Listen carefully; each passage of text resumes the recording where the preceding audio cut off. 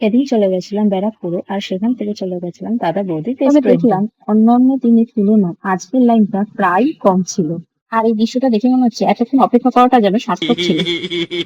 অবশেষে এতক্ষণ অপেক্ষা করার পর আমরা ঢুকে পড়লাম, আর আমরা বসেছিলাম ফার্স্ট ফ্লোরে। ভিতরে ঢুকেই আমরা আমাদের অর্ডারটা দিয়ে দিলাম, আর এখানে আমাদের অর্ডারটা আসতে যতক্ষণ দেরি হচ্ছিল ততক্ষণ আশেপাশে টেবিলে খাবারগুলো দেখে একটু লোভই দিয়ে দিলাম।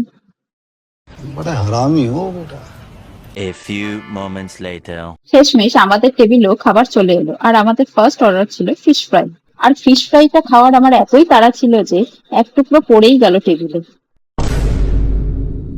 এখানে আমরা নিয়েছিলাম একটা স্পেশাল চিকেন বিরিয়ানি, যেটা দেখতে একদম টেম্পটিং লাগছিল।